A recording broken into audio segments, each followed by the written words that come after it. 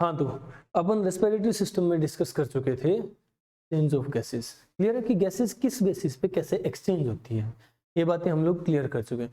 अब हम बात करते हैं कि एक्सचेंज जो होती है गैसेस, इन गैसेस को ट्रांसपोर्ट ब्लड करता है, ब्लड, बट ये ब्लड कैसे ट्रांसपोर्ट करता है, किस तरह से गैसेस को कैरी करता है, ये देखना है। यानी गैसेस किस किस फॉर्म में कैरी होती है या ट्रांसपोर्ट की जाती है। क्लियर है? तो हम बात करें ट्रांसपोर्टेशन ऑफ गैसेस की।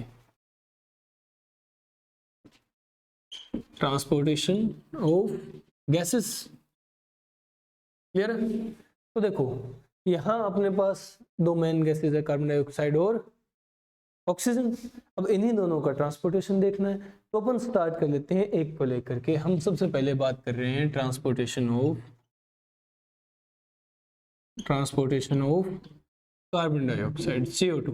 क्लियर है? अब CO2 कहाँ से कहाँ ट्रांसफर होती है, अगर पूछा जाए कि CO2 का ट्रांसपोर्टेशन कैसे होता है, कहाँ से कहाँ ट्रांसफर होती है, तो देखो CO2 सबसे पहले सेल यानी टिश्यू में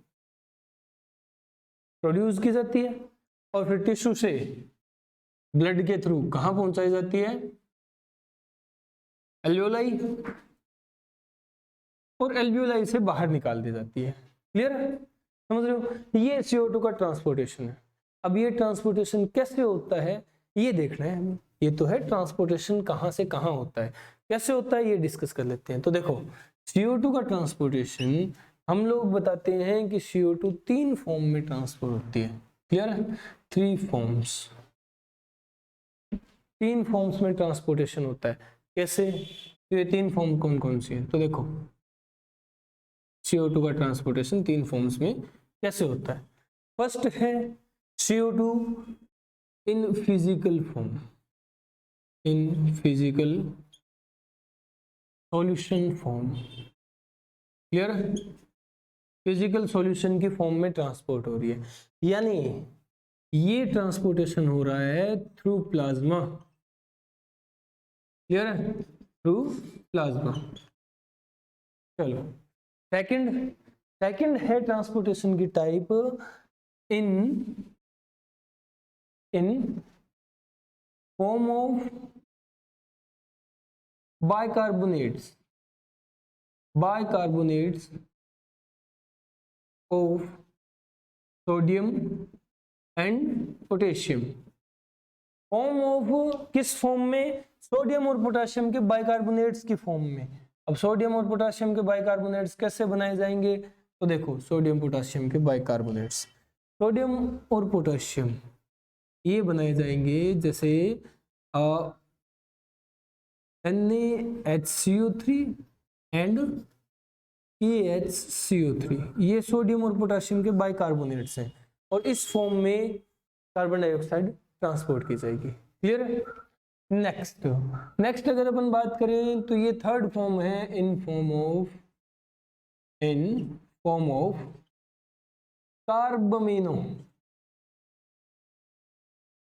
कार्बमिनो हीमोग्लोबिन। अब देखो जैसे ऑक्सीजन के साथ हीमोग्लोबिन जुड़ता है उसे हम ऑक्सी हीमोग्लोबिन बोलते हैं, कार्बन के साथ हीमोग्लोबिन जुड़ता है उसे कार्बमिनो हीमोग्लोबिन बोला जाता है। समझ रहे हो? कार्बमिनो हीमोग्लोबिन यही निपटा लेते हैं। ये बनता कैसे है, तो फर्स्ट ऑफ ऑल कार्बमिनो हीमोग्लोबिन बनाने के लिए क्या चाहिए, कार्बमिनो ये बनता है जब हीमोग्लोबिनिक एसिड HbH, क्लियर, समझ रहे हो, इसके साथ कार्बन डाइऑक्साइड जोड़ी जाए, HbH के साथ कार्बन डाइऑक्साइड जोड़ी जाए तब बनता है कार्बमिनो हीमोग्लोबिन यानी HbHCO2। क्लियर है? इस फॉर्म में ट्रांसफर होती है। तो देखो प्लाज्मा के थ्रू फिजिकल सॉल्यूशन के फॉर्म में और सोडियम पोटेशियम के बाइकार्बोनेट्स की फॉर्म में, और ये HbHCO2 कार्बमिनो हीमोग्लोबिन के फॉर्म में। तीन फॉर्म्स हैं जिसमें CO2 का ट्रांसपोर्टेशन देखा जाता है मेनली। क्लियर है? समझ रहे हो? अब ये कैसे बनी, कैसे ट्रांसपोर्टेशन होता है, ये हम लोग अभी ऑब्जर्व करेंगे बाय डायग्रामेटिक रिप्रेजेंटेशन देखेंगे। क्लियर है? अब बात कर लेते हैं कि कितने परसेंट जाता है, मतलब तीन फॉर्म्स बताइए तो तीन फॉर्म्स में कितने परसेंट जाएगा। तो देखो फिजिकल सॉल्यूशन की फॉर्म में कार्बन ट्रांसफर होती है 7%, 7% कार्बन डाइऑक्साइड ट्रांसफर की जाती है। क्लियर है? जबकि बाइकार्बोनेट आयंस के फॉर्म में मैक्सिमम ट्रांसपोर्टेशन होता है ये 70% होता है। 70% कार्बन डाइऑक्साइड बाइकार्बोनेट्स के फॉर्म में जाएगी, और जो बच गया रिमेनिंग पार्ट यानी 23%, ये पोर्शन कार्बन डाइऑक्साइड का ट्रांसपोर्ट होगा किस फॉर्म में? कार्बामेनो हीमोग्लोबिन के फॉर्म में। तो ये 3 फॉर्म्स हैं, परसेंटेज हैं तीनों की। क्लियर है? समझ गए? तो ये कार्बन डाइऑक्साइड का ट्रांसपोर्टेशन है। अब हम लोग बात करेंगे कि ये ट्रांसपोर्टेशन होता कैसे है, तो तुम लोग ये निपटाओ फिर अपन बात करते हैं जल्दी।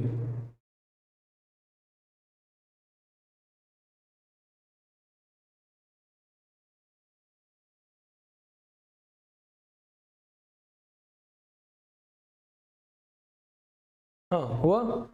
चलो अब अपन बात करते हैं कि इन 3 फॉर्म्स में ट्रांसपोर्टेशन होता कैसे है। तो देखो,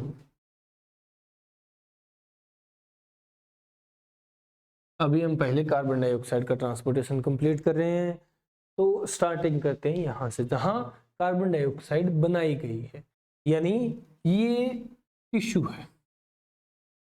अब सपोज हम लोग एक सेल ले रहे हैं, क्लियर है? सेल में कार्बन डाइऑक्साइड जनरेट हुई है, समझ रहे हो? और इसे कार्बन डाइऑक्साइड देनी है, किसको देगा? ब्लड को। ब्लड में किसको देगा? आरबीसी, क्लियर है? Red blood cells. तो ये आरबीसी है।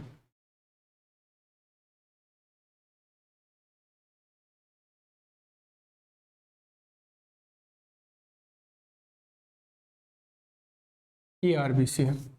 आरबीसी इसी शेप की होती है, बाइकनकेव शेप, क्लियर है? ये क्या है? ये है आरबीसी, रेड ब्लड सेल्स, समझ रहे हो? और आरबीसी की जो मेम्ब्रेन होती है ना, इस मेम्ब्रेन को कहते हैं डोनन्स मेम्ब्रेन।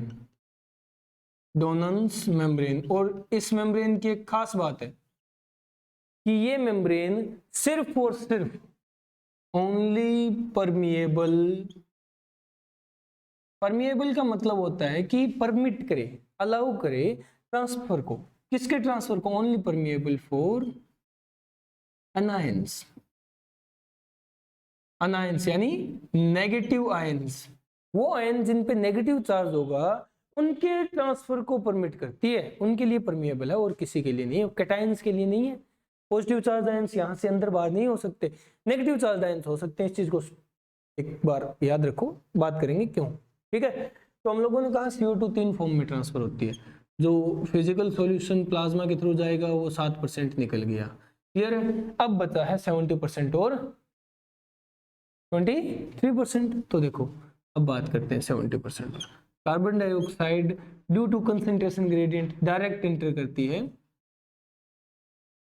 आरबीसी में, और आरबीसी में यहाँ प्रेजेंट होता है वाटर, क्लियर है? पानी है। अब वाटर और कार्बन डाइऑक्साइड को मिला करके एक कंपाउंड बनाया जाता है, और ये कौन करता है?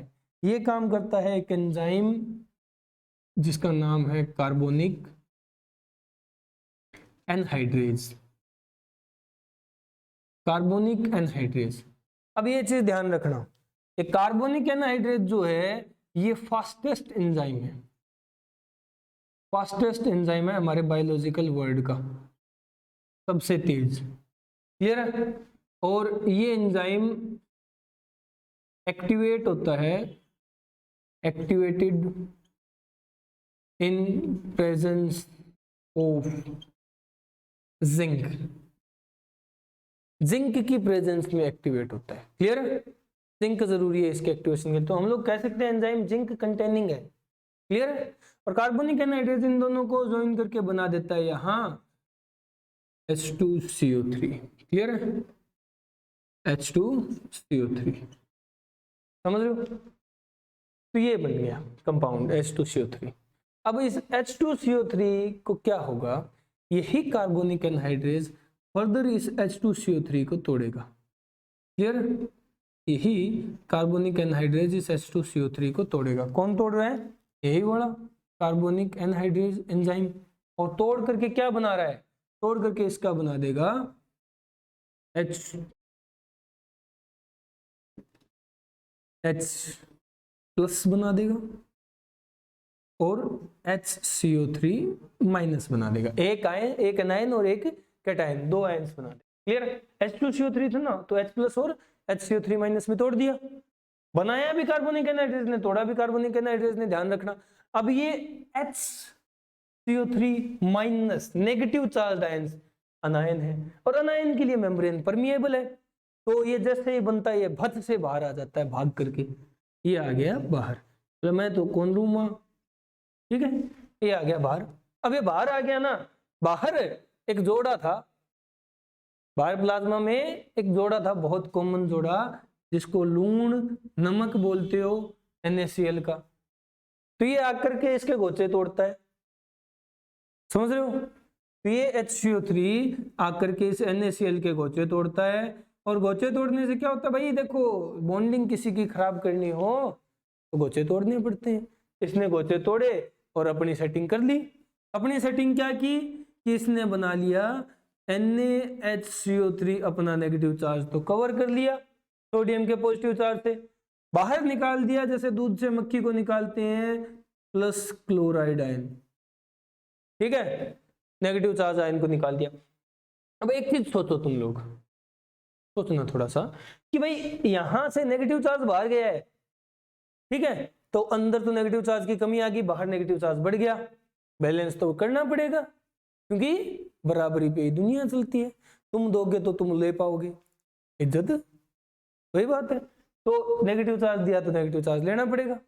अब नेगेटिव चार्ज बाहर बेचारा एक की खाली घूम रही थी, क्लोरीन बापड़ी एक ली, इसको बोला चल तुम आ जा बाहर के ग्रह, तो इसको अंदर ले लिया, क्लोराइड यहां से भाग करके अंदर आ गई, किस लिए आई, चार्ज बैलेंस करने के लिए, समझ रहे हो। और क्लोराइड ने Na का साथ छोड़ के आरबीसी के अंदर भाग आई, क्योंकि Na बेवफा था, तू तो बेवफा है, सोनम बेवफा है, सोनम नहीं सोडियम बेवफा है, ठीक है। चलो अब इसको हम लोग कहते हैं, ये फिनोमिना है chloride shift, chloride shift, clear है, इसे बोलते हैं क्लोराइड शिफ्ट। और क्लोराइड शिफ्ट हमें एक बापड़े साइंटिस्ट ने बताई थी, जिसका नाम है, भूलोगे तो नहीं,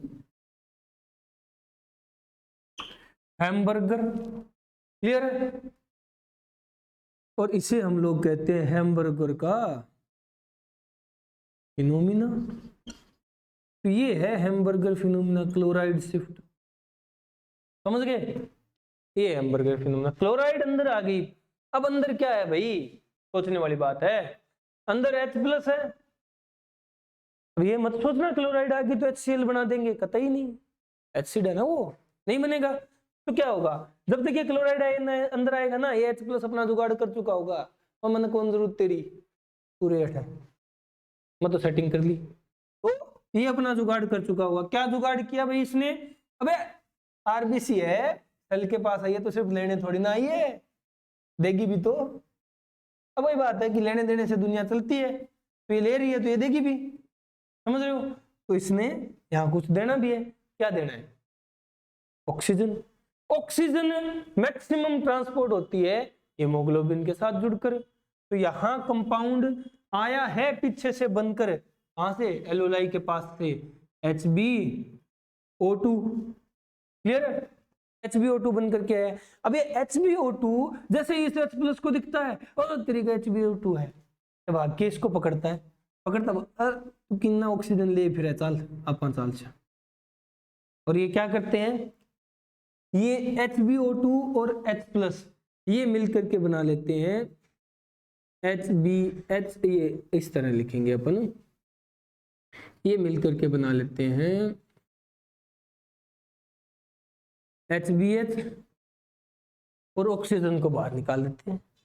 और तू मेरो ये बावड़ा किन्ने गए हो, ठीक है, तो इसको इसके साथ जुड़ जाता है, हीमोग्लोबिन के साथ H प्लस जुड़ गया, तो अब इसको क्या कहेंगे, अब ये HbH कंपाउंड है, ये होगा हीमोग्लोबिनिक,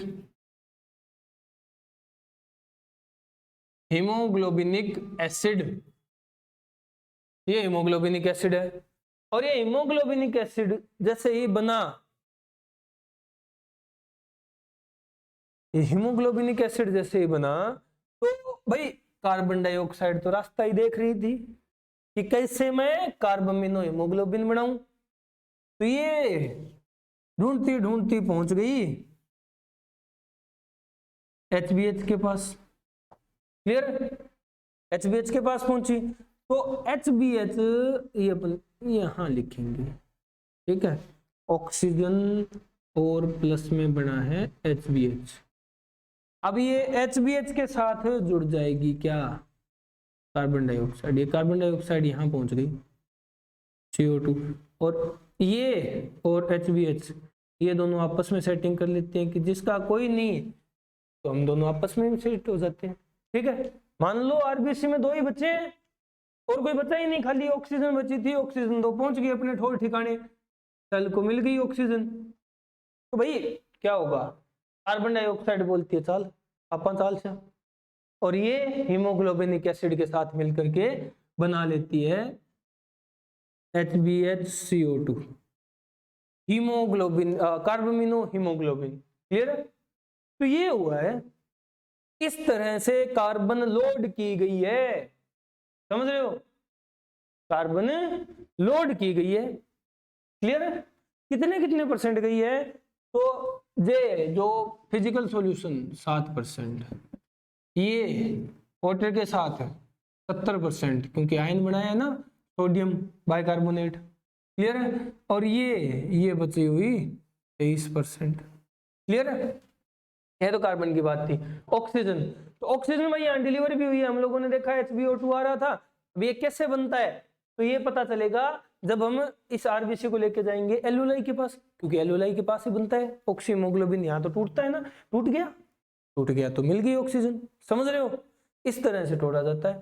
तो ये है बात कि यहाँ ऑक्सीजन भी ट्रांसफर हुई है। ऑक्सीजन कितने % ट्रांसफर होती है यहाँ, मतलब इस तरह से कितने % ऑक्सीजन आती है ऑक्सीजन हीमोग्लोबिन के साथ जुड़कर, तो हीमोग्लोबिन के साथ जुड़कर ऑक्सीजन की मैक्सिमम फॉर्म आती है और वो है 97%। क्लियर है? 97 to 98% ये है। तो ये अलग है 97%, ये 7, 70 और 23 अलग है। 7, 70, 23 कार्बन डाइऑक्साइड के, 97 ऑक्सीजन वाला है, समझ रहे हो। क्लियर है? अब 3% ऑक्सीजन कैसे आएगी, 3% ऑक्सीजन आती है भाई, जैसे 7% प्लाज्मा में घुल के गए है ना, ऐसे ही 3% ऑक्सीजन है प्लाज्मा में घुल के आई है। ठीक है, ये ऑक्सीजन आई है 3%, तो ये भी यहीं आ जाती है कंसंट्रेशन ग्रेडियंट के कारण। कितने हैं, ये 3% है। क्लियर? तो ऑक्सीजन वालों को तो मैंने ब्रैकेट में बंद किया, कार्बन वाले खुले छोड़ दिए, 7, 70, 23 और ऑक्सीजन का 97, 3। अब रही बात क्या, हमें क्या समझना है कि भाई टिश्यू के पास जो घटना घटी, दुर्घटना घटी, वो हम लोगों ने पढ़ ली। अब जब ये पहुंचती है एल्वेओलाई के पास, कौन, RBC, तब क्या होता है वो पढ़ना है। तब कार्बन डाइऑक्साइड दी जाएगी, ऑक्सीजन ली जाएगी, कैसे ये बात कर लेते हैं, निपटाओ। यहां इंपॉर्टेंट है अपने बर्गर भाई का फिनोमिना, हैमबर्गर फिनोमिना। ठीक है, क्लोराइड शिफ्ट को बोलते हैं। हाँ, कैसे हुआ, चलो अब अपन आगे की बातें बतियाते हैं। तो कार्बन डाइऑक्साइड के ट्रांसपोर्ट में हम लोगों ने ऑक्सीजन का ट्रांसपोर्ट भी साथ ही देख लिया है ना, ये है बेनिफिट, क्योंकि जो कांड एक साथ होते हैं उनका खुलासा भी एक साथ ही होता है, समझ रहे हो। चलो अब ये बेचारी RBC भटकती भटकती धक्के खाती खाती खाती एल्वेओलाई तक पहुंच गई। अब एल्वेओलाई पे क्या होगा ये देखना है हमें, ये एल्वेओलाई है। क्लियर? और यहां कौन पहुंची है,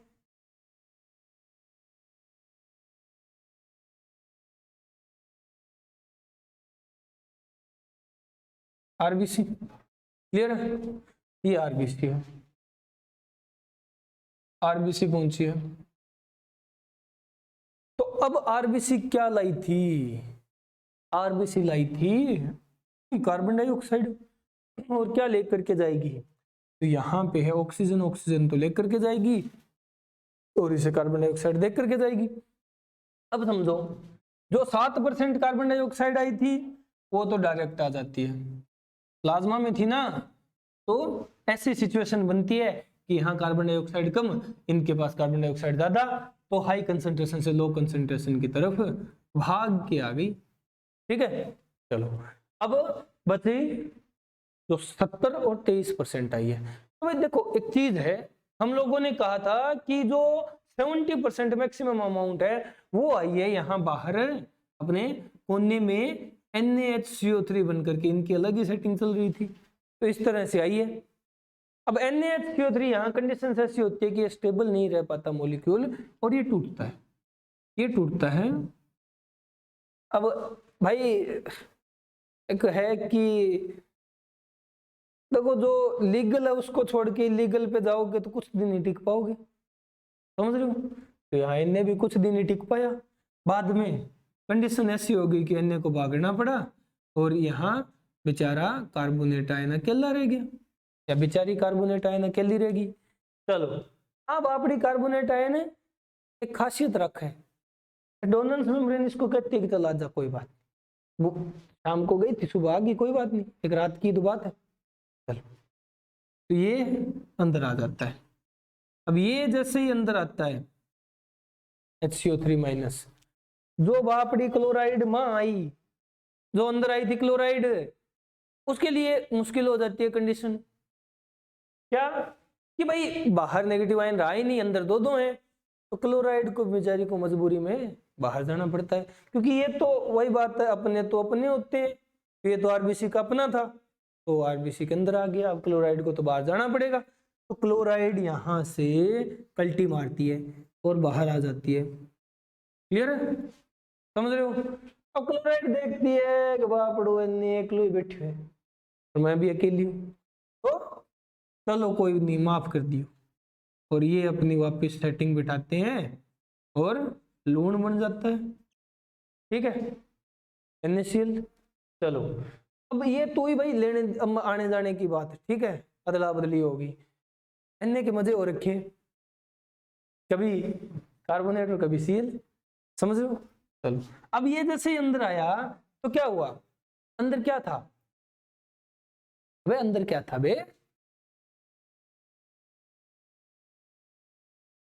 अबे गधो, अंदर था कार्बोनिक एनहाइड्रेज। ठीक है, समझ रहे हो, और उसके बाद में करेंगे। चलो अब बात करते हैं कि यहाँ क्या हुआ, इसके अंदर आने के बाद क्या हुआ।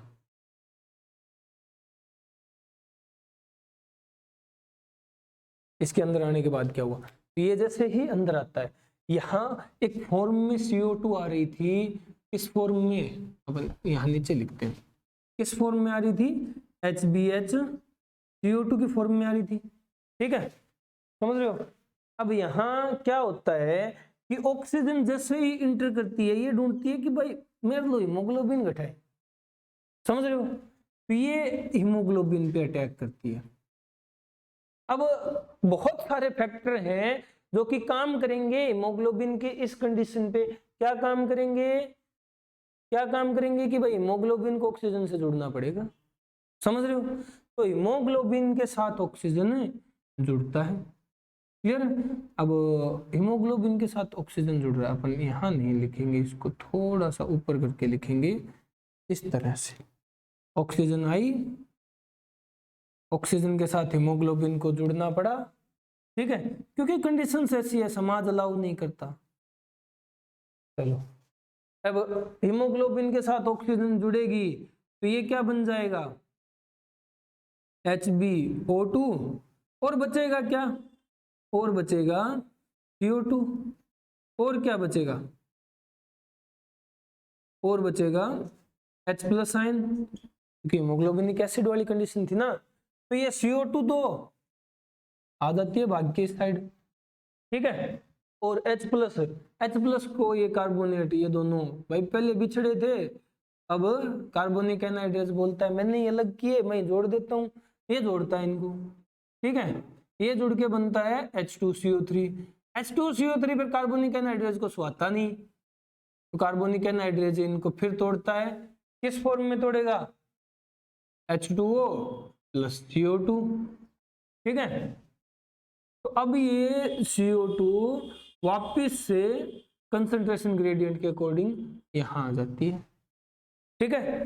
तो ये तो आई थी ऊपर वाली 7%, ठीक है। ये आई थी, अरे ये इस साल्ट वाली आई है ना, बाइकार्बोनेट आयन वाली, तो 70% मैक्सिमम। और ये बेचारी भूली बिसरी 23% भटकते भटकते पहुंच गई, ठीक है। चलो अब यहाँ ऑक्सीजन गई है अंदर, तो ऑक्सीजन कितने % गई है, हीमोग्लोबिन के साथ जुड़ना है भाई, ऐसी छोटी बात थोड़ी ना है। तो जोर आएगा तो गई है ये तकरीबन 97%, ठीक है। और 3% ऑक्सीजन प्लाज्मा के थ्रू जाती है, क्लियर है। ये है ट्रांसपोर्टेशन की परसेंटेज, समझ रहे हो। अब यहां क्या हुआ है कि भाई क्लोराइड तो बाहर चला गया, ठीक है, कार्बोनेट अंदर आया, अंदर आते इसको H+ मिला, वापस H2CO3, फिर H2O CO2 ये बना और CO2 निकाल दी। ये तो इसका फंड था। ये हीमोग्लोबिन वाला कैसे टूटा, तो भाई ऑक्सीजन आकर के जुड़ गई कंसंट्रेशन ग्रेडियंट के कारण, और फैक्टर काम कर रहे थे, ऑक्सीजन जुड़ी, HbO2 बन गया, haemoglobin oxygen compound oxy haemoglobin, और कार्बन डाइऑक्साइड और H+ निकाल दिए बाहर, H+ अपने ठिकाने पहुंच गया, कार्बन डाइऑक्साइड अपने ठिकाने पहुंच गई। ये हुआ एल्वेओलाई के पास RBC के साथ, समझ रहे हो। तो यहां ये इन 3 तरीकों से कार्बन डाइऑक्साइड यहां आ रही है, कार्बन डाइऑक्साइड की डिलीवरी हो रही है, समझ रहे हो। तो इसे हम लोग कहते हैं, हम लोग क्या इसे बुक कहती है, ये है हेल्डेन इफेक्ट। ये तो हेल्डेन इफेक्ट है, क्लियर है। कार्बन की अनलोडिंग, समझ रहे हो, कार्बन डाइऑक्साइड अनलोड हो रही है, ये हेल्डेन इफेक्ट है, ये हेल्डेन ने बताया था हमें, ठीक है। और भाई क्लोराइड बाहर चली गई, पहले क्लोराइड शिफ्ट हुई थी, अब क्लोराइड उल्टी जा रही है, अब आप उठी जाओगी तो आप इनके कैसा reverse chloride shift, reverse chloride shift, clear है। तो ये रिवर्स क्लोराइड शिफ्ट होगी, ये हुआ है एल्वेओलाई के पास, समझ रहे हो। चलो ये जो घटनाएं दुर्घटनाओं का एक संस्मरण था, ये संपूर्ण होता है, यानी ट्रांसपोर्टेशन। कार्बन डाइऑक्साइड का देखा, उसी के साथ अपन ने ऑक्सीजन के बारे में बतिया लिए। चलो अब ऑक्सीजन का थोड़ा अलग से भी लिख लेते हैं, वैसे इतनी बुरी भी नहीं है कि इसको छोड़ें। चलो हो गया ये, अब बात करते हैं ऑक्सीजन की। बस ये लिखना ही है कि 97% तो हीमोग्लोबिन के साथ गई है और 3% प्लाज्मा में।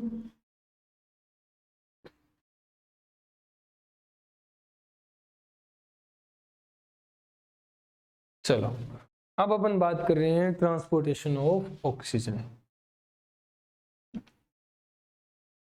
Transportation of oxygen. ऑक्सीजन का ट्रांसपोर्ट, ऑक्सीजन का ट्रांसपोर्टेशन कहां से कहां होता है, तो भाई ये एल्वेओलाई से कहां होगा, ब्लड में जाएगी पहले तो, और ब्लड इसे कहां डिलीवर कर देगा, टिश्यू को, क्लियर। ये हुआ। अब ये कितनी फॉर्म में होता है, तो ये होता है इन 2 फॉर्म्स, 2 फॉर्म में, 2 फॉर्म में से एक कौन सी है और दूसरी कौन सी है। तो भाई एक तो है इन फॉर्म ऑफ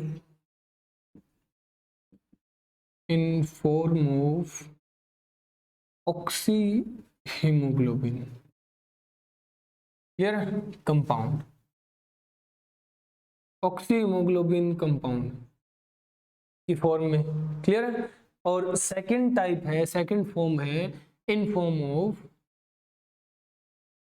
या फिर in dissolved form, dissolved form in plasma, plasma में डिसॉल्व होकर के जा रही है, क्लियर है, समझ गए। तो इन ऑक्सी हीमोग्लोबिन कंपाउंड और इन डिसॉल्व फॉर्म इन प्लाज्मा, ये 2 तरह से जा रही है। अब देखो तुम लोग कि ऑक्सी हीमोग्लोबिन कंपाउंड और डिसॉल्व फॉर्म में जाएगी, डिसॉल्व फॉर्म में कितने % जा रही है, तो हम लोग पहले ही कह चुके हैं, ये तो भाई 2 से 3% है, लिख लो 2 से 3%, ठीक है। जबकि ऑक्सीमोग्लोबिन कंपाउंड ये कितनी जाएगी 97 to 98%। ठीक है, समझ रहे हो? तो कैसे बनता है ऑक्सीमोग्लोबिन, सोचने वाली बात है ना। ऑक्सीमोग्लोबिन कैसे बनता है?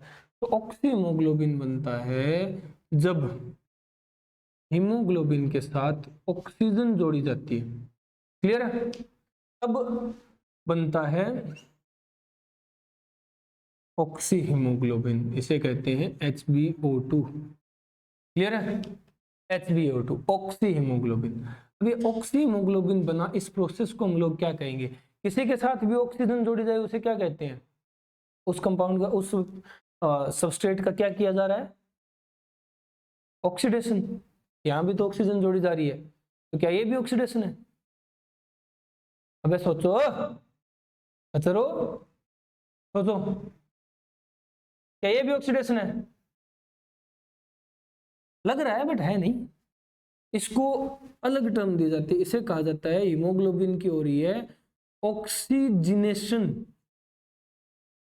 ऑक्सीजिनेशन। भाई ऑक्सीडेशन क्यों नहीं कहा? सोचने वाली बात है ना। ऑक्सीजिनेशन क्यों कहा है, ऑक्सीडेशन क्यों नहीं कहा? तो देखो यहाँ एक और पॉइंट आता है, फिर ऑक्सीडेशन क्यों नहीं कहा ये बात करते हैं। तो ऑक्सीडेशन इसलिए नहीं कहा कि ऑक्सीडेशन हम लोग तब कहेंगे जब हीमोग्लोबिन के साथ O3 नॉट O2, ऑक्सीजन नहीं, ओजोन जोड़ी जाएगी। समझ रहे हो? ये क्या है? ओजोन। ओजोन जोड़ी जाएगी हीमोग्लोबिन के साथ, और इस प्रोसेस को कहते हैं हम लोग ऑक्सीडेशन। इसे कहते हैं ऑक्सीडेशन। और इसका एंड प्रोडक्ट बनता है ना, वो है मेथहेमोग्लोबिन। मेथहेमोग्लोबिन। क्लियर है? समझ रहे हो? मेथहेमोग्लोबिन बोलो या मेथहेमोग्लोबिन बोलो, एक ही बात है। ये है इसका एंड प्रोडक्ट। क्लियर है? समझ गए? तो ये ऑक्सीडेशन है, ये ऑक्सीजनेशन है, दोनों चीजें याद रखनी है। हम बात कर रहे हैं ऑक्सीजनेशन की, नॉट ऑक्सीडेशन। क्लियर है? ये है, तो ये ऑक्सीजन के ट्रांसपोर्टेशन की फॉर्म है। अब कैसे हुई ये तो हम लोगों ने डायग्राम में देख ही लिया था। समझ रहे हो? चलो, ये हुई ट्रांसपोर्टेशन की बात। अब हम लोग कह रहे हैं कि भाई ट्रांसपोर्ट हुई है, यानी इधर से उधर ले जाई गई है। कार्बन डाइऑक्साइड किस तरह से ट्रांसपोर्ट हुई है तो हम लोगों ने डायग्राम से देख लिया, साथ ही थोड़ी बहुत बात ऑक्सीजन की कर ली। बट ऑक्सीजन में कुछ और भी पॉइंट्स रिमेनिंग है इसी कंसर्न के साथ। तो देखो अब हम बात करेंगे कि ऑक्सीजन जो ट्रांसपोर्ट हुई है वो कितनी हुई है, डिलीवर कितनी हुई, क्योंकि ऑक्सीजन इंपॉर्टेंट है। तो देखो क्वेश्चन बनते हैं, यहां से हम बात कर रहे हैं कि कितनी ऑक्सीजन ट्रांसपोर्ट हुई है। तो फॉर सपोज अगर हम लोग देखें कि कितनी ऑक्सीजन ट्रांसपोर्ट हुई है, तो हम एक स्टैंडर्ड वैल्यू लेकर के चलते हैं। स्टैंडर्ड वैल्यू क्या है कि अगर हम बात करें, अगर हम लोग बात करें कि एक स्टैंडर्ड अमाउंट ऑफ हीमोग्लोबिन या स्टैंडर्ड अमाउंट ऑफ ब्लड कितनी ऑक्सीजन कैरी कर सकता है, तो ये अपन डिस्कस करते हैं। अब इसको एक निकाली गई है एग्जैक्ट वैल्यू है ये हम लोग बताते हैं कि 100 ml जो ब्लड है ना, 100 ml ब्लड है वो कैरी करता है, यानी ट्रांसपोर्ट करता है कितनी, 20 ml oxygen. 20 ml oxygen. Clear है? समझ रहे हो? 20 ml ऑक्सीजन कैरी करता है 100 ml ब्लड। क्लियर? अब देखो ये कैसे निकला, तो भाई 100 ml ब्लड में कैरी करने वाला सब्सटेंस क्या है, हीमोग्लोबिन। तो अगर हम बात करें, निकाले कि 100 ml ब्लड में हीमोग्लोबिन कितना होता है, 100 ml ब्लड है वो कितना हीमोग्लोबिन है 100 ml ब्लड में, 100 ml ब्लड में है 15 ग्राम हीमोग्लोबिन। 15 ग्राम हीमोग्लोबिन है इन 100 ml ब्लड। अगर 15 ग्राम हीमोग्लोबिन 20 ml ऑक्सीजन लेकर के जा रहा है, तो यहां से निकाल सकते हैं ना 1 ग्राम हीमोग्लोबिन कितनी ऑक्सीजन लेकर के जाएगा, निकालो। 1 ग्राम हीमोग्लोबिन कैरी कितनी ऑक्सीजन ले जाएगा? 1.34 ml ऑक्सीजन। समझ रहे हो? ये इस तरह से स्टैंडर्ड वैल्यू निकाली जाती है कि भाई हमारा हीमोग्लोबिन कितनी ऑक्सीजन कैरी कर सकता है, या फिर बात करें हमारा ब्लड कितनी ऑक्सीजन कैरी कर सकता है। तो ये स्टैंडर्डाइज वैल्यू है, इनको याद रखना है, ठीक है। 100 ml blood 20 ml oxygen carry करता है। कैसे निकला कि एक 100 ml ब्लड में 15 ग्राम हीमोग्लोबिन होता है और 1 ग्राम हीमोग्लोबिन 1.34 ml ऑक्सीजन ले जाता है, तो अपने आप निकल गया ना, ठीक है। ये तो थी कैरी करने की बात, ये तो थी कैरी करने की बात। अब हम बात करेंगे डिलीवर कितनी होती है, समझ रहे हो, देता कितना है, ठीक है। तो डिलीवरी की बात करेंगे। अगर इस रेशियो में कैरी कर रहा है तो ये 100 ml ब्लड 20 ml ऑक्सीजन लेकर के जा रहा है, तो 20 ml में से कितनी ऑक्सीजन टिश्यू को देता है, यही बात कर रहे हैं, ठीक है। तो देखो 100 ml ब्लड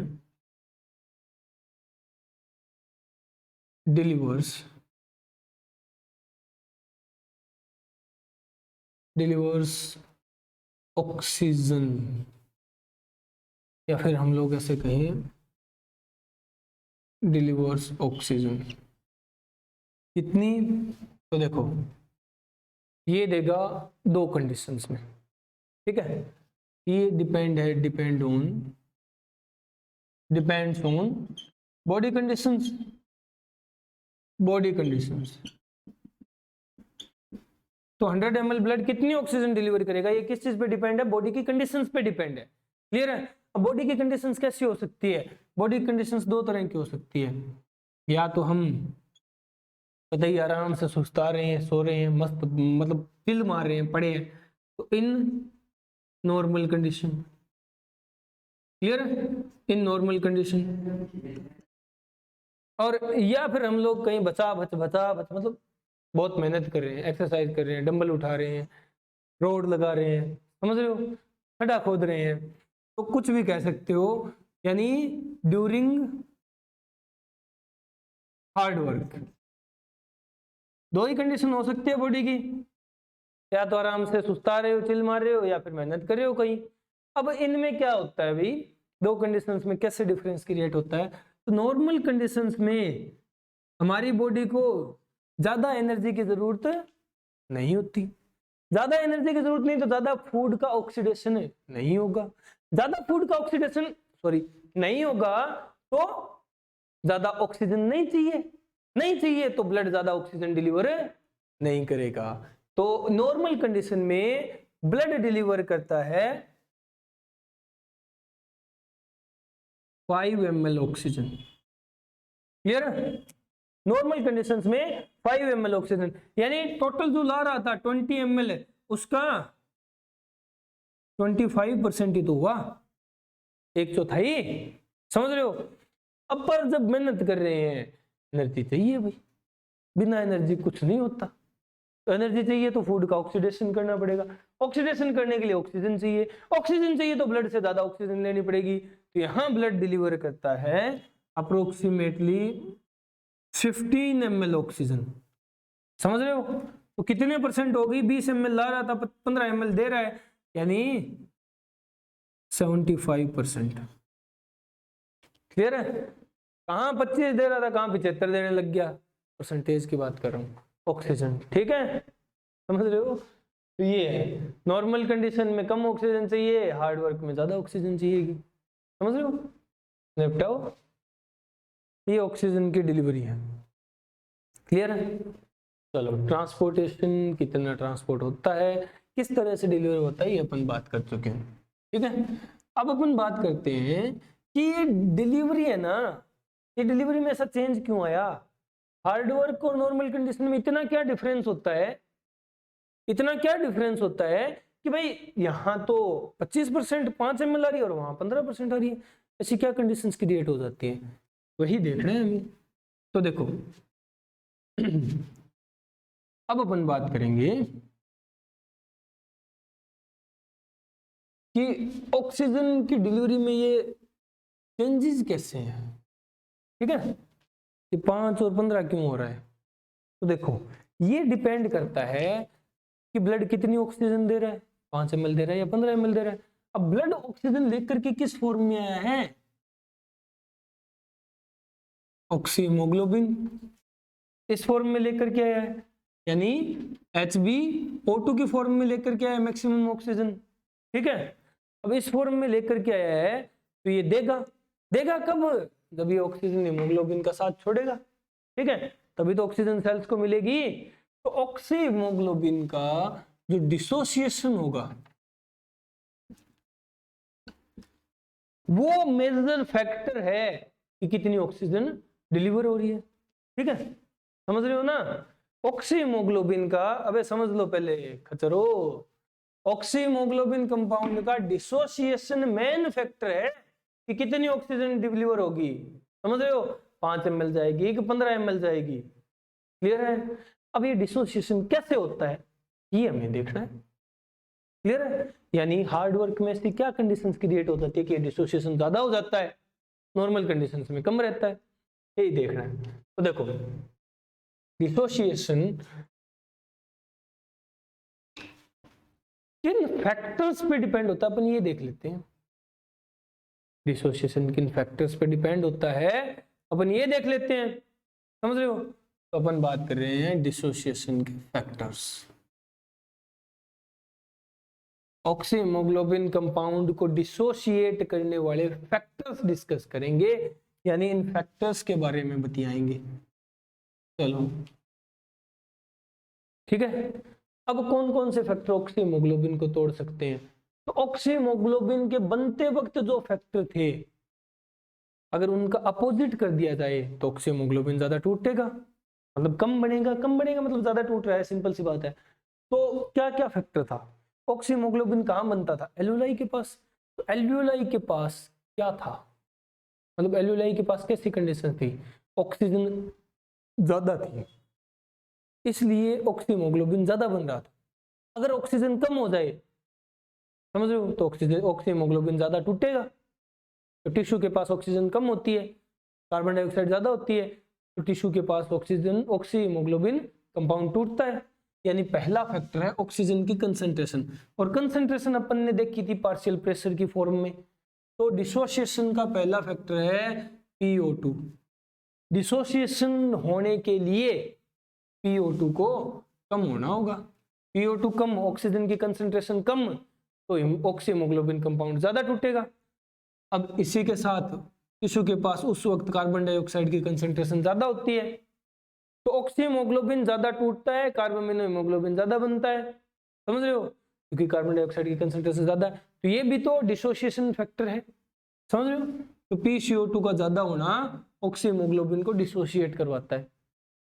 और कंडीशंस क्या थी, याद करो, अभी अभी डायग्राम बनाया था, HbO2 आ रहा था। ठीक है, इसके साथ कहीं से उड़ता हुआ H+ आया और भच से जुड़ गया, इसको बना दिया HBH और O2।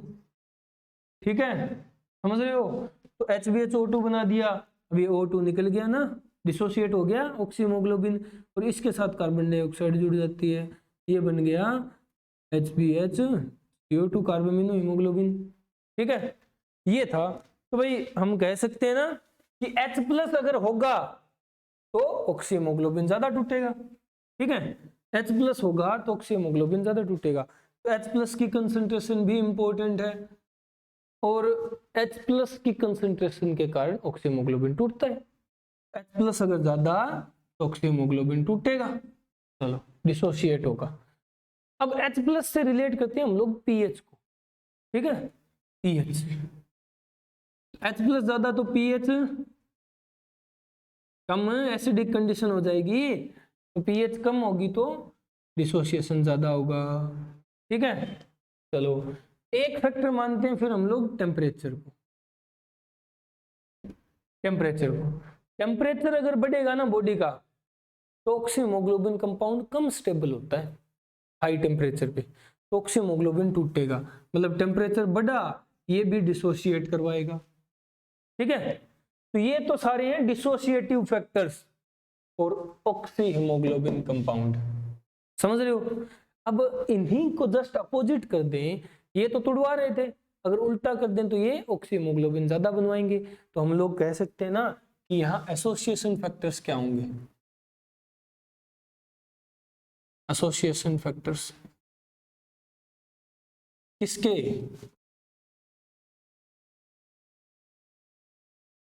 ऑक्सी हीमोग्लोबिन के, ठीक है, HbO2 के। तो एसोसिएशन फैक्टर्स देखो, एसोसिएशन फैक्टर्स कौन कौन से होंगे।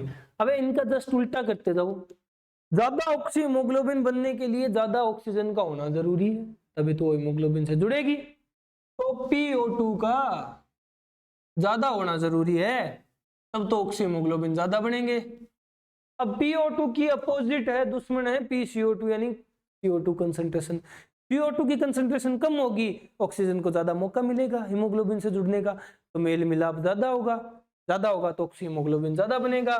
तो PCO2 कम होना चाहिए, ठीक है, तभी तो एसोसिएशन होगी।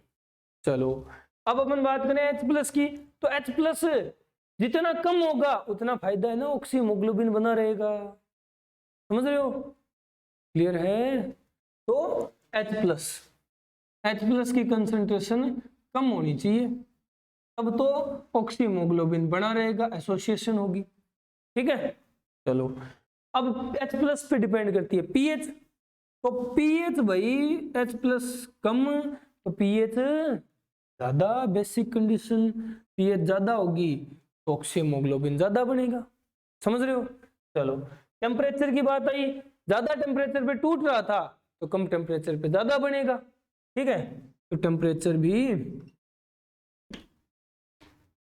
कम होना चाहिए तब ज्यादा बनता है ऑक्सी हीमोग्लोबिन। अब ये इतने सारे फैक्टर, इनमें से मेन फैक्टर कौन सा है, तो हम लोग बताते हैं कि जो पीएच के बारे में कह रहे हैं ना हम बात, ये इस ऑक्सी हीमोग्लोबिन कंपाउंड के डिसोसिएशन एसोसिएशन में सबसे इंपॉर्टेंट यानी रूट फैक्टर है, रूट फैक्टर है, क्लियर है, समझ रहे हो। और फिर कुछ फैक्टर्स और होते हैं, अगर तुम लोग ये मानो, जैसे अगर हम बात करें डिसोसिएशन बढ़ाना है हमें, ठीक है, डिसोसिएशन बढ़ाना है तो क्या करना पड़ेगा, ये सारे फैक्टर्स तो ज्यादा करने ही करने पड़ेंगे। एक और क्या है कि भाई हमें एक कंपाउंड ऐसा ले आए, फोर्स हो जाए, कैसा कंपाउंड ले आए जो हीमोग्लोबिन से जुड़ता रहे, ऑक्सीजन को जगह ही ना दे, तो ऑक्सी हीमोग्लोबिन कम बनेंगे मतलब ज्यादा टूटेंगे, समझ रहे हो। तो ऑक्सी हीमोग्लोबिन का डिसोसिएशन फैक्टर एक और है, वो क्या है, डीपीजी या फिर इसे हम लोग कहते हैं बीपीजी, क्लियर है। ये क्या है, ये है डाइफॉस्फो ग्लिसरल ग्लिसरल्डिहाइड, ग्लिसरल्डिहाइड, क्लियर है, डाइफॉस्फोग्लिसरल्डिहाइड ये है, या बाइफॉस्फोग्लिसरल्डिहाइड बोल दो। अगर ये प्रेजेंट हुआ तो डिसोसिएशन ज्यादा होगी, ठीक है, समझ रहे हो।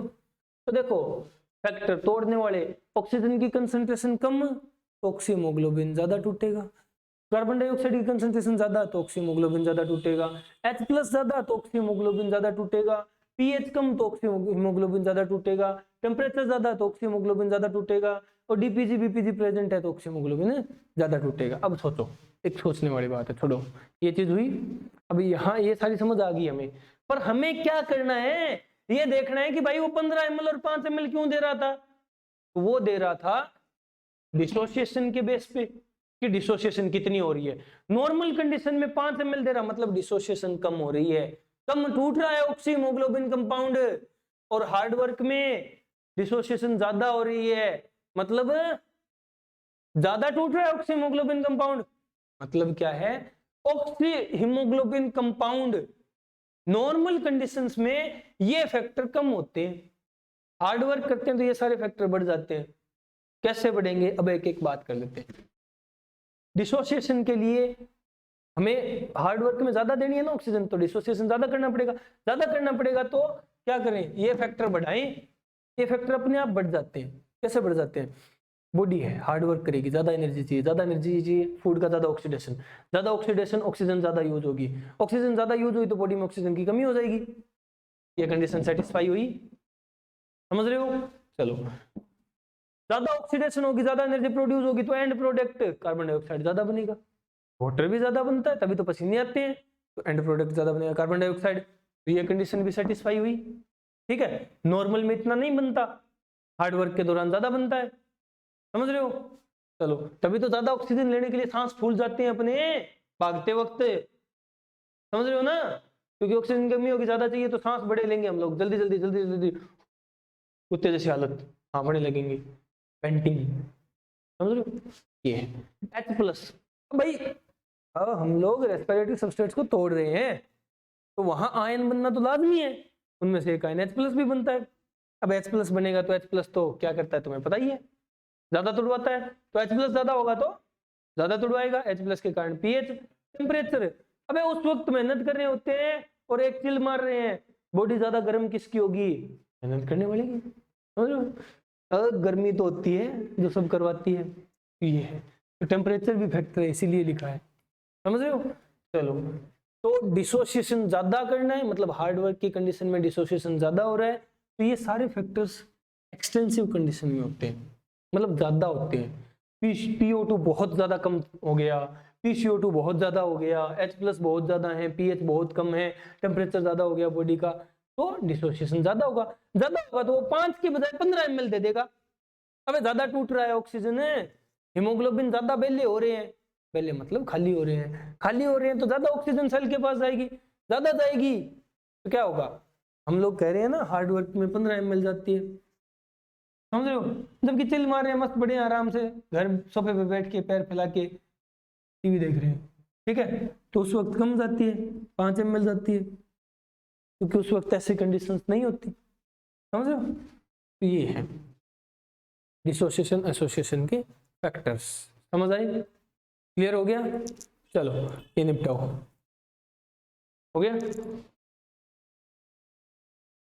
चलो अब अपन बात करते हैं नेक्स्ट पॉइंट की।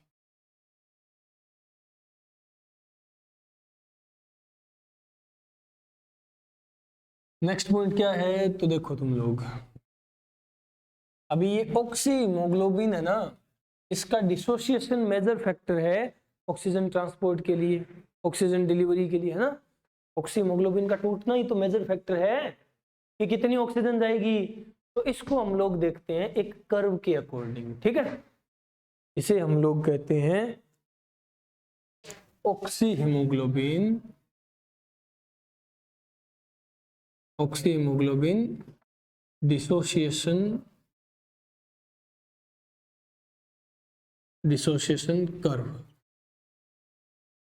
ऑक्सीहीमोग्लोबिन डिसोसिएशन कर्व, क्लियर है। तो ये कर्व किस किस के बीच में होगा, ये होगा बिटवीन PO2 ऑक्सीजन की कंसंट्रेशन एंड परसेंटेज सैचुरेशन,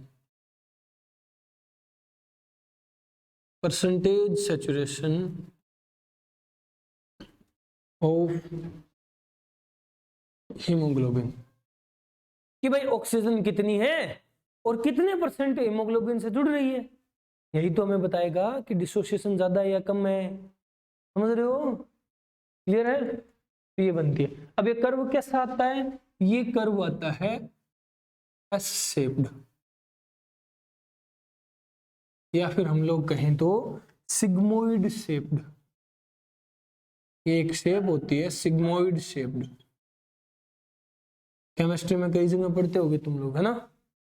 तो ये कर्व कैसे बनाएंगे हम लोग, तो देखो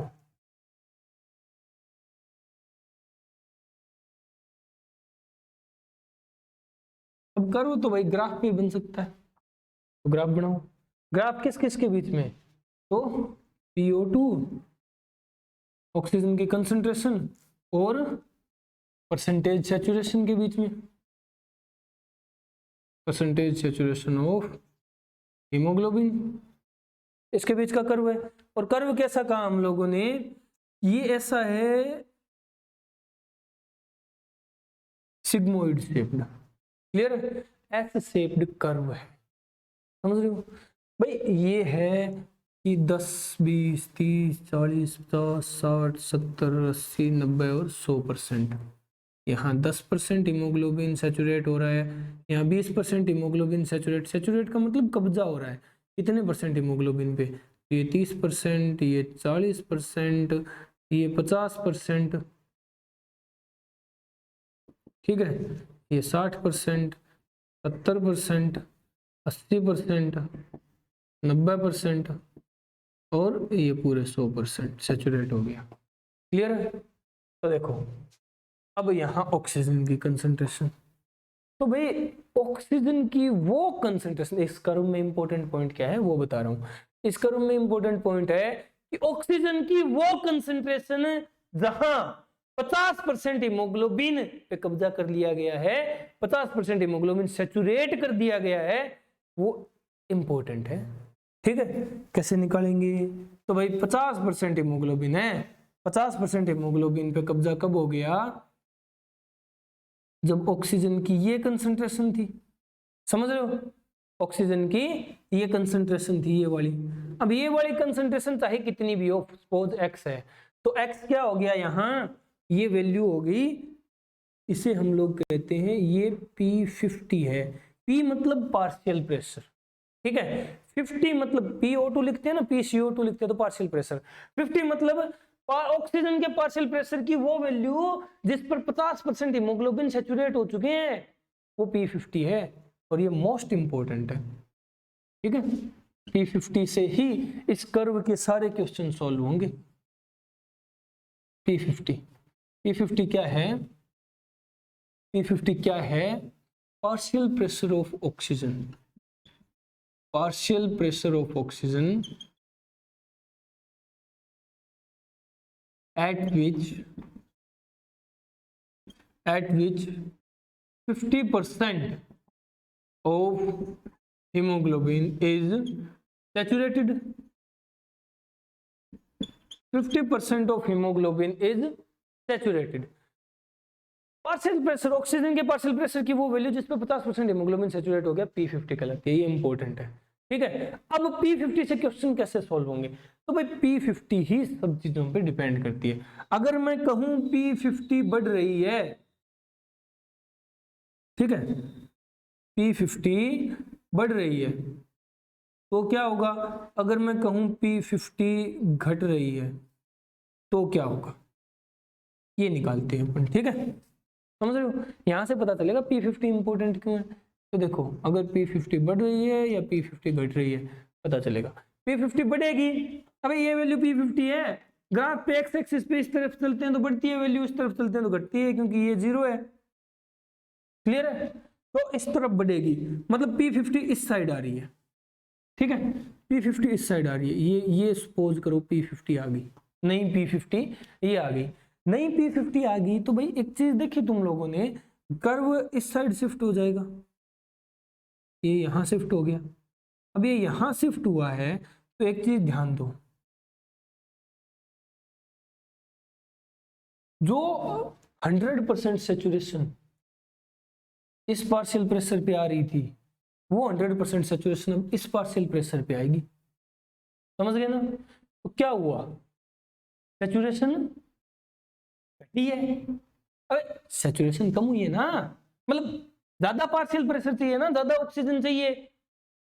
अगर P50 बढ़ती है तो क्या शो होता है, ये क्या शो करता है कि भाई अब हीमोग्लोबिन मॉलिक्यूल को 100% सैचुरेट करने के लिए जो पहले अमाउंट चाहिए थी उससे ज्यादा ऑक्सीजन चाहिएगी, ज्यादा ऑक्सीजन चाहिए मतलब डिसोसिएशन ज्यादा हो रहा है, समझ रहे हो। ऑक्सीहीमोग्लोबिन कंपाउंड बनाने के लिए ज्यादा ऑक्सीजन कब चाहिए, जब ऑक्सीहीमोग्लोबिन ज्यादा टूटेगा, ऑक्सीहीमोग्लोबिन ज्यादा टूटेगा और हम ऑक्सीहीमोग्लोबिन बनाना चाहते हैं तो हमें ऑक्सीजन ज्यादा चाहिएगी ताकि वो हीमोग्लोबिन से बचाव जुड़ती रहे और ऑक्सीहीमोग्लोबिन बनता रहे। तो ये कंडीशन कब हुई है, जब ऑक्सीमोग्लोबिन ज्यादा टूटा है। तो P50 पे हम लोग क्या कह सकते हैं, P50 बड़ी है, इसका मतलब क्या है, इसका मतलब क्या है, इसका मतलब क्या है, डिसोसिएशन बड़ा है, डिसोसिएशन बड़ा है, और डिसोसिएशन बड़ा है मतलब ऑक्सीमोग्लोबिन कम बन रहे हैं, कम बन रहे हैं। इसका मतलब ग्राफ किस साइड शिफ्ट हो गया, ग्राफ किस साइड शिफ्ट हो गया, अबे किस साइड शिफ्ट हो गया कह दो, हाँ ये शिफ्ट हुआ है right side, graph right side shift हो गया,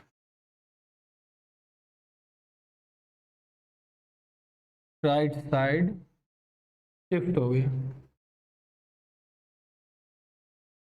क्लियर है? चलो अब ये तो थी कि P50 बड़ी, अब मैं बढ़ा नहीं रहा, अब डिलीट करो इस सब को, मैं कर सकता हूं तुम नहीं कर सकते। चलो ये है, ठीक है। अब मैं P50 बढ़ा नहीं रहा, मैं P50 घटा रहा हूं, ठीक है। मतलब मैं कह रहा हूं कि अब P50 है ना, P50 यहीं आ रही है, इस जगह आ गई P50, ठीक है। कहते ये वैल्यू P50 होगी, अब समझ रहे हो, P50 घटी है, घटी है मतलब 50% सेचुरेशन पहले से जल्दी हो रहा है, जल्दी हो रहा है मतलब ग्राफ इस तरह आएगा, ये 50% सेचुरेशन हो गया, फिर इस तरफ ग्राफ शिफ्ट हो गया तो ये इस तरह जाएगा, सिग्मोइड है ना, सिग्मोइड है। तो देखो 100% होने तक पहले 100% इस वैल्यू पे हो रहा था, ठीक है, अब 100% इसी वैल्यू पे हो जाएगा, समझ रहे हो, मतलब जल्दी जुड़ जाएगा, जल्दी पूरा का पूरा हीमोग्लोबिन एक्वायर कर लिया जाएगा ऑक्सीजन के द्वारा, समझ रहे हो ना, मतलब ऑक्सीमोग्लोबिन ज्यादा बनेंगे। तो P50 घटी है, इसका मतलब ऑक्सीमोग्लोबिन ज्यादा बन रहे हैं, ज्यादा बन रहे हैं मतलब कम टूट रहे हैं, ठीक है। तो P50 घटने का मतलब क्या है कि इनका टूटना, डिसोसिएशन घटा है, ठीक है, डिसोसिएशन घटा है और ग्राफ किस साइड शिफ्ट हो गया, पहले इस साइड था अब इसके अपोजिट लेफ्ट साइड शिफ्ट हो गया। तो ये है ग्राफ की left side shifting, left side shifting, ये समझ रहे हो, दो बनाए हैं ना ग्राफ तुम लोगों ने अलग अलग, दो बनाए हैं ना, एक बार P50 घटाई एक बार P50 बढ़ाई, हाँ अलग अलग बनाए, ठीक है। अब I have the powers to erase my mistakes, not mistakes but मेरे किए हुए कांडों को मैं साफ कर सकता हूं, तो मेरे पास ताकत है, तुम्हारे कांड साफ नहीं हो सकते, उघड़ आएंगे वो, समझ रहे हो। तो ये है कि भाई P50 पे डिपेंड करता है ग्राफ का शिफ्ट होना, समझ रहे हो। P50 वो मेजर फैक्टर है पार्शियल प्रेशर ऑक्सीजन का जिसपे 50% हीमोग्लोबिन सैचुरेट हो रहा है, ये मेजर फैक्टर है ऑक्सीमोग्लोबिन डिसोसिएशन कर्व के शिफ्टिंग के लिए। अगर P50 बढ़ी डिसोसिएशन बढ़ा राइट साइड, अगर P50 घटी डिसोसिएशन घटा लेफ्ट साइड, समझ रहे हो। तो इस साइड जब P50 घटेगी मतलब डिसोसिएशन घटेगा, मतलब ज्यादा बन रहा है भाई, ज्यादा और जल्दी बन रहा है, इस साइड लेट बन रहा है, कम बन रहा है, ज्यादा टूट रहा है, P50 बढ़ी है, डिसोसिएशन बढ़ा है, राइट साइड शिफ्ट। तो मैंने कहा था ना इस P50 की वैल्यू पे, इस P50 की वैल्यू पे सब कुछ डिपेंड है, समझ रहे हो। इस ग्राफ के सारे क्वेश्चन ये P50 सॉल्व करवा देगा अगर निकालना आ गया तुम्हें, ठीक है। चलो ये है, तो आज की सभा समाप्त करते हैं, बाकी अपन कल बतियाएंगे, ठीक है। Okay, good bye.